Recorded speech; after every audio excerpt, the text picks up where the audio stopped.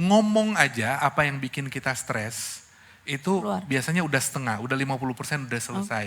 Kadang-kadang kita tuh suka lupa ketika teman mau curhat, itu tugas kita utamanya adalah dengerin, bukan memberi solusi. 7 dari 10 orang di Jakarta itu beli makanan online bukan untuk memenuhi asupan gizi, tapi karena ingin menghilangkan stres. I don't think so. No, no, no, no. I don't think so. No, no, no, no. It's never, ever, ever, ever, ever, ever gonna happen.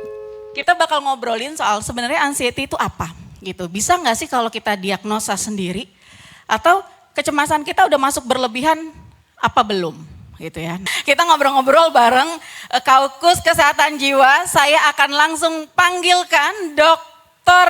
Re Wagyu Basrowi MKK FRSPH, inisiator dari Kaukus Keswa. Sore. Boleh di sini, boleh di situ, terserah. Ya, dokternya sih sebenarnya lebih nggak mau deket-deket saya, makanya saya agak di pinggir sana aja gitu. Ya nggak apa-apa deh dokter. Ini yang udah agak kebal menghadapi manusia-manusia macam saya panggil langsung aja Reno Vanendi, stand up comedian dan juga entertainer. Selamat sore Kakak Tata, selamat sore semuanya. Selamat sore. Lemes-lemes banget. Tahu padahal belum puasa ya? Iya, belum dapat MBG ya. Mohon maaf nih. Kan istana tuh jaraknya sedikit banget dari sini. Asik. Iya. Bapak Presiden mah asik. Senang bercanda beliau. Iya, cuman takutnya kalau ke pinggiran jatuh nanti. Oh iya. Jangan di pinggir-pinggir, kita di tengah aja. Aman ya kan. Dokter, ini biasanya kan katanya gini, kalau orang emosian, kalau orang jadi lebih lebih gampang cemas gitu ya, lebih kayak gampang kesel, marah. Wajar gak sih? Wajar banget, malah harus, karena katanya kalau ilmu dari zaman Hippocrates dulu, Bapak kedokteran udah dibilangin bahwa justru hanya dengan cemas dan takut kita bisa benar-benar menjalani hidup, filosofis banget. Bener. Padahal karena itu kerjaannya hormon, karena hormon itu akan dibikin, ada namanya kan fight and jadi orang itu dibikin supaya tetap alert, salah satunya dengan mengeluarkan beberapa hormon yang bikin stres, bikin cemas.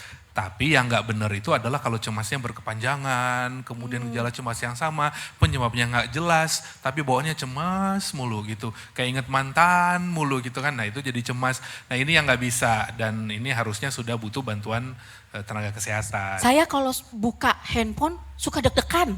Kenapa tuh? Ya apalagi buka rekening. Ya tuh. Udah lama nggak ada notif Primo. Ada notifnya ShopeePay. Iya, tagihan Shopee Pay Later. Makanya saya kalau pegang handphone agak deg-degan gitu. Itu tanda-tanda kecemasan berlebihan juga gak sih dok?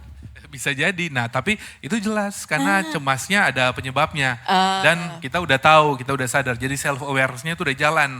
Jadi biasanya cuma seperti itu, sudah tahu mitigasinya, sudah tahu. Yang bahaya tuh adalah nggak buka handphone cemas, mau tidur udah nggak bisa tidur, kemudian lagi ngobrol sama Reno tapi pikirannya kemana-mana, jadi overthinking. Nah itu yang nggak bagus dan harus segera dicari akar permasalahannya. Bisa nyari sendiri kalau kayak gitu? Sebenarnya bisa nyari sendiri, tapi gak salah orangnya tuh punya, yang satu dia punya tingkat kewaspadaan yang masih baik, terus yang kedua adalah punya peer support. Jadi gak bisa nyari sendiri, sama manusia kan katanya makhluk sosial ya.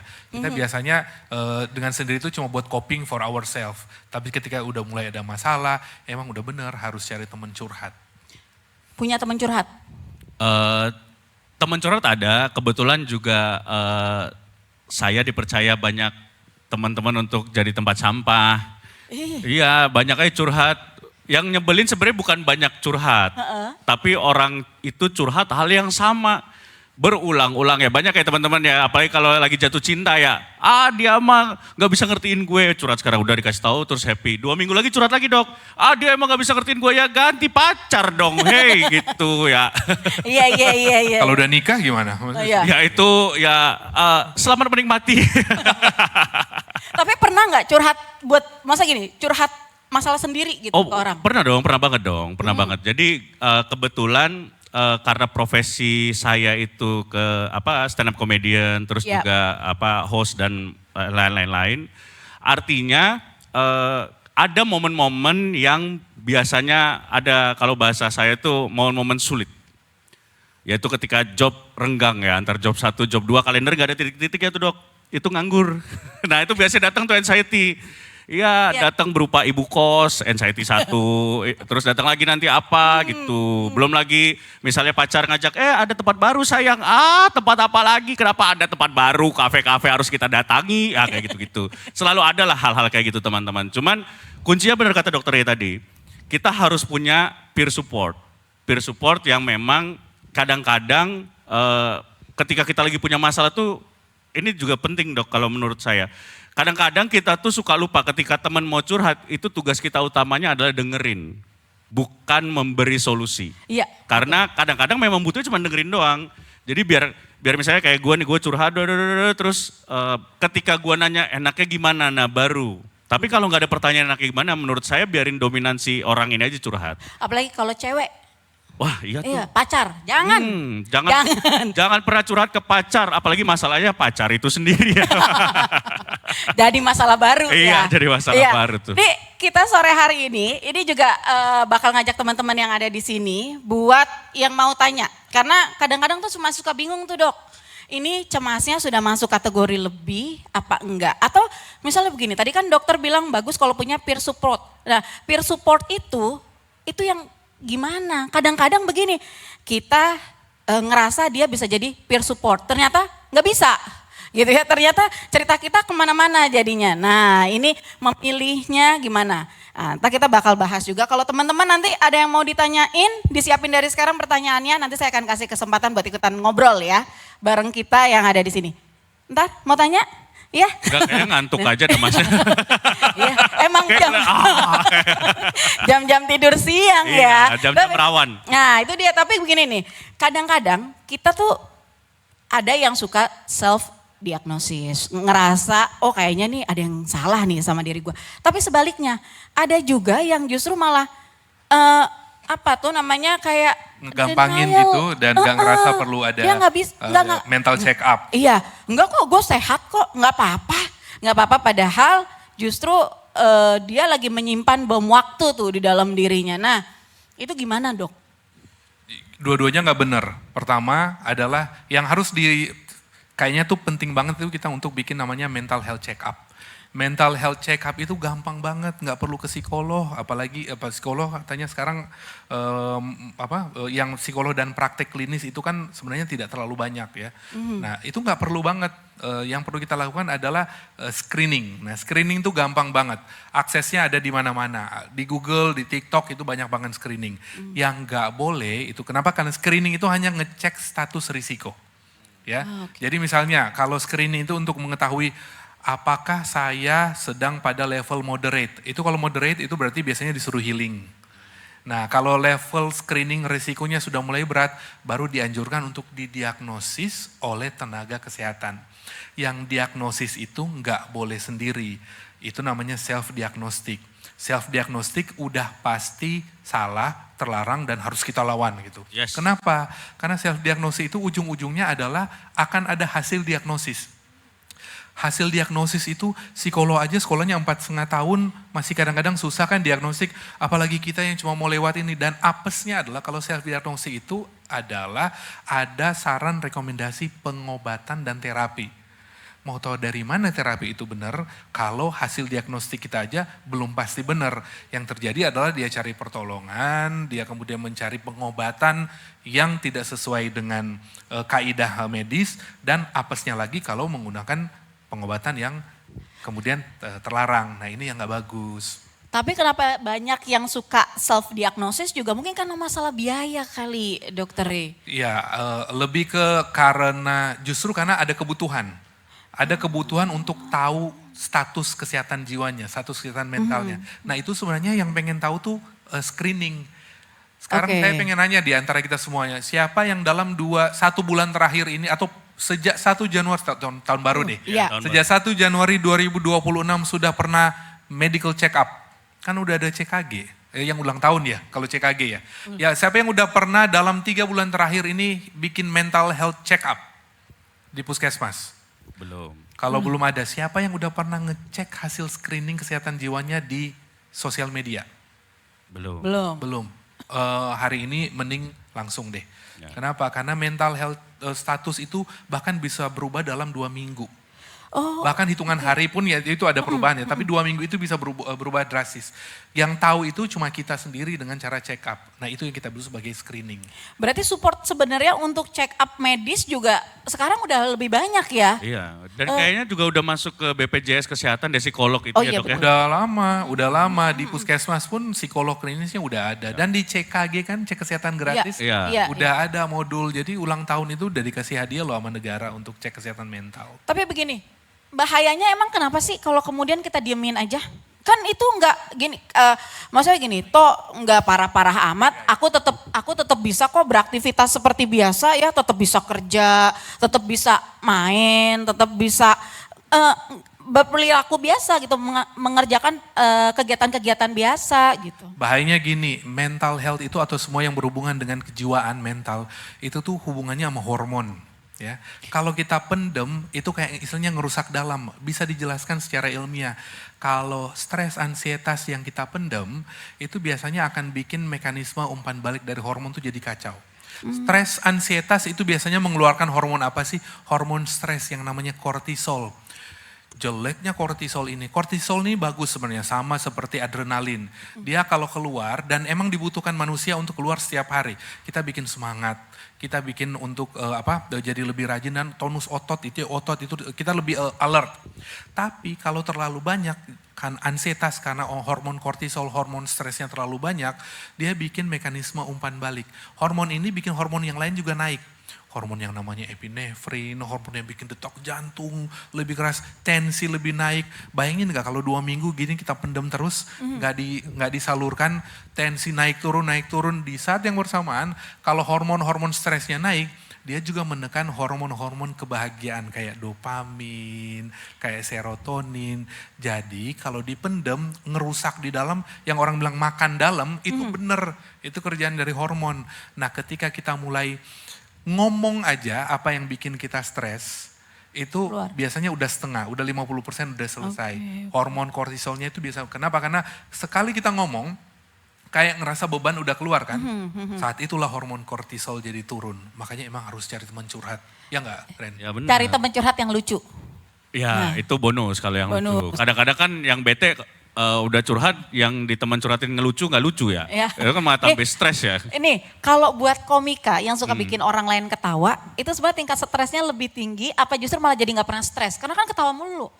Sebenarnya yang mungkin banyak teman-teman belum tahu adalah dalam sebuah penampilan seorang stand up comedian di panggung, misalnya katakanlah 5 menit, 10 menit, bahkan sampai di special show sejam, itu ada banyak proses di belakang yang dilaluin. Proses-proses di belakang yang sangat serius, yang sangat stressful, yang sangat memakan energi gitu, karena kita harus latihan, kita harus nulis segala macam. Bahwa iya kita menyampaikan dengan komedi menjadi lucu iya, tapi bahwa proses di belakang itu sangat serius dan sangat stressful. Misalnya kita punya materi nih, gue bikin materi misalnya, dicoba di open mic, terus ternyata nggak lucu, wah stres tuh, bikin lagi, open mic lagi, nggak lucu lagi, stres, ikut tes PNS akhirnya.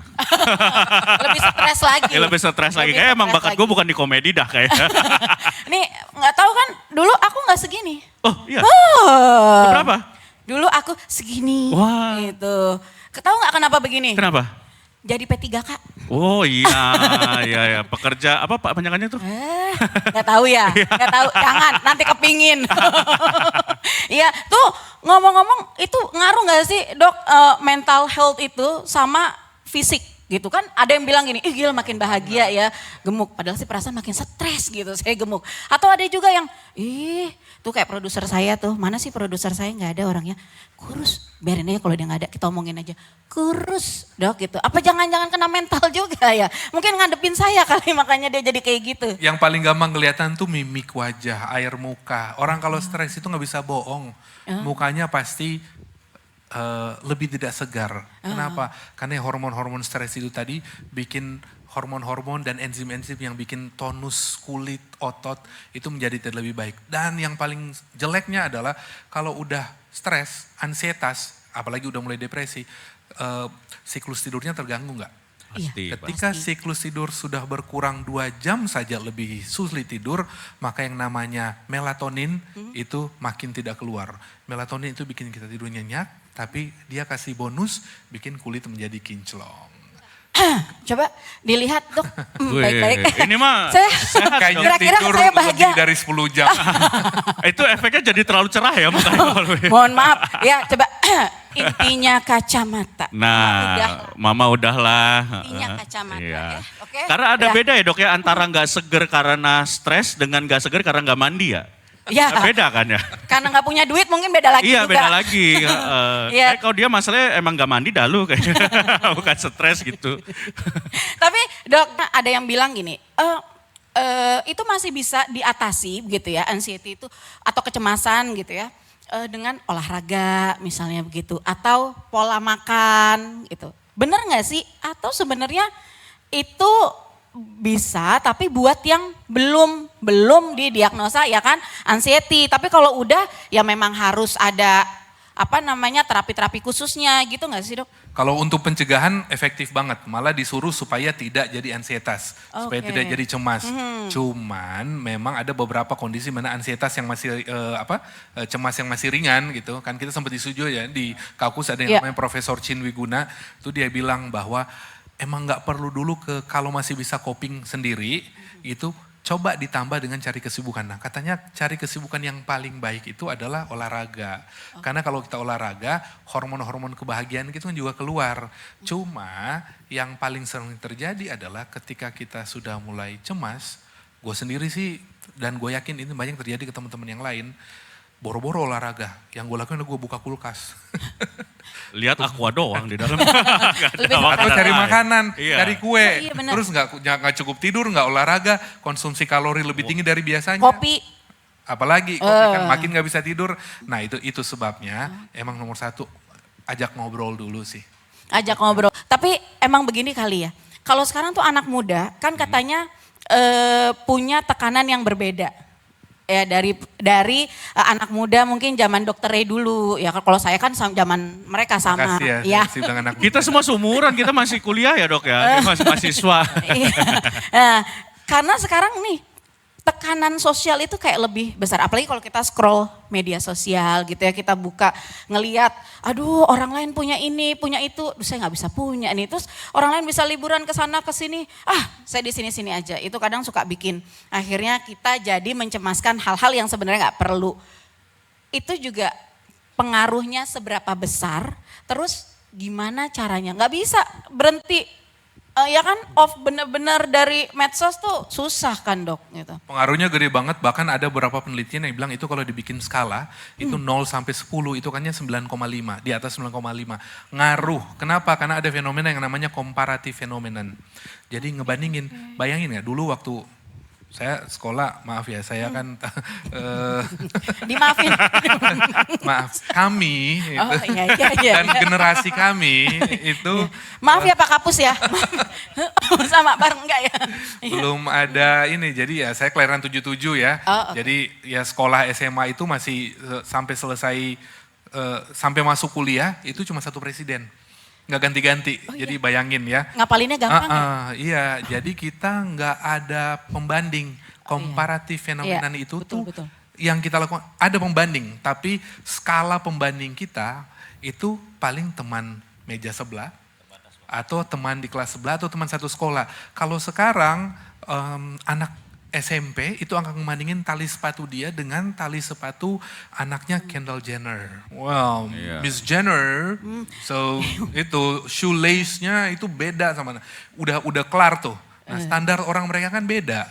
Terus ya jadinya standar itu kemudian kita coba bawa. Tapi karena kita tidak punya modalitas untuk ngikutin standar global, standar yang nggak mungkin ada di setting yang sama seperti kita. Jadi jatuh-jatuhnya stres. Stres karena tidak bisa coping mechanism. Ya itu yang kemudian bikin kenapa sosial media sekarang begitu jahatnya. Karena sosial media meruntuhkan dinding-dinding pembatas yang membandingkan kita dengan dunia yang nyata gitu. Itu Aku juga pernah baca atau pernah dengar siapa gitu seorang psikolog atau pernah bilang salah satu bahayanya doom scrolling, even sebelum tidur ya katanya. Karena kalau kita scrolling itu kan dalam waktu sekejap kita bisa menemukan video yang lucu. And then kita scrolling lagi bisa menemukan video yang benar-benar sedih, menyentuh. Ada lagi scroll lagi video yang bikin kita marah. Iya. Nah dalam rentang waktu yang singkat kita mengalami fluktuasi emosi yang sangat luas. Nah itu bisa bikin kacau juga ya dok ya, secara mental kita kayak dari mau tidur sebelum tidur scrolling terus lihat berita, kenapa kok gini, terus lihat lagi, wah ketawa-tawa ada orang video ngeprank lah segala macam. Itu malah bikin kayak semacam dalam tanda kutip toksik ke keadaan mental kita. Bahkan sampai sebelum tidur kita masih otaknya tuh kayak dipaksa mengelola informasi yang sangat fluktuatif tuh. Itu juga bahaya. Saya pernah dengar Prof siapa gitu ngomong tentang doom scrolling itu. Nah, tapi apa namanya, terus kalau misalnya dengan kondisi yang sekarang begitu ya, emang baiknya gimana? Dok, kan kita kayaknya semua ya, ini kayaknya pegang handphone semua nih ya, pasti dikit-dikit ntar notif masuk gitu ya, mau nggak dibuka takut penting ya kan, mau dibuka akhirnya buka yang lain, nggak cuma notifnya, nah itu gimana?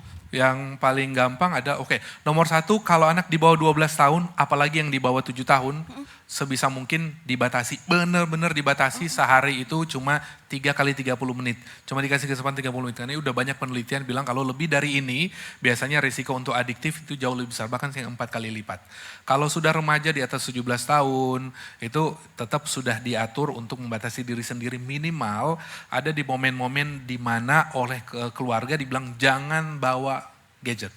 Makan malam bersama, pas lagi pengajian kebangetan juga kan. Kalau pengajian tuh sekarang suka bilang kan, tapi Quran gue ada di sini. Nah, padahal dia sambil gini tuh udah buka Instagram. Nah itu. Yang ketiga adalah belajar sadar dengan diri sendiri lah. Kayak gimana ya, udah masuk notifikasi, kalau nggak gue angkat takutnya penting. Padahal emang nggak penting sebenarnya. Kadang-kadang. Semuanya ada di sini. Coba belajar bahwa kita bisa nggak hidup dengan tanpa sosial media, tanpa notifikasi dari online shopping. Bisa kok. Nggak percaya, coba deh gitu kan. Ya. Oke, kalau gitu abis ini saya coba ya. Jadi Atau cara paling gampangnya apa? Kak Tata, HP-nya jual ganti Asia Hidayah. Itu nggak ada tuh notif WA, nggak ada tuh.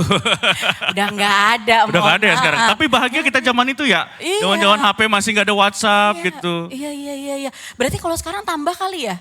Tingkat, maksudnya gini, semenjak media sosial ini makin rame, tambah juga nggak orang yang punya anxiety itu? Ya, justru yang saya pengen nunjukin penelitian saya sendiri tuh.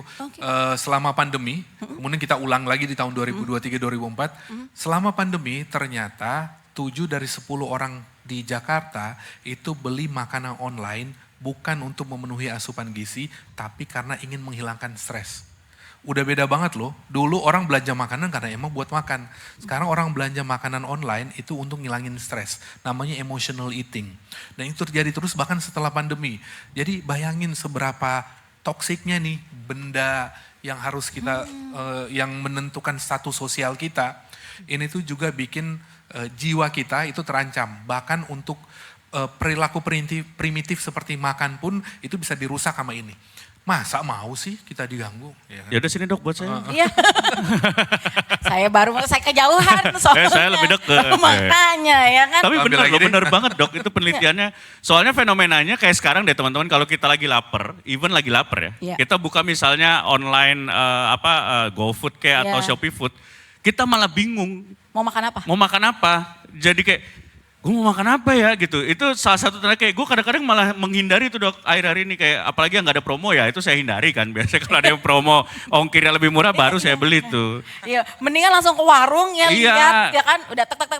Beli bungkus gitu. Walaupun ujung-ujungnya udah buka mau apa mau udah pecel lele sebelah kosan lagi. Nah ini teman-teman kalau ada yang mau bertanya tapi mungkin malu gitu karena kayaknya banyak yang enggak tadi di situ gitu. Lu aja lu, enggak gua enggak gitu. Ya, boleh disampaikan nanti pertanyaannya ke teman-teman panitia nanti dibantu buat dibacain aja sama saya. Boleh ya? Jadi nanti boleh minta tolong juga. Tuh kayaknya ada yang atau langsung ada yang mau. Iya, ada yang mau enggak?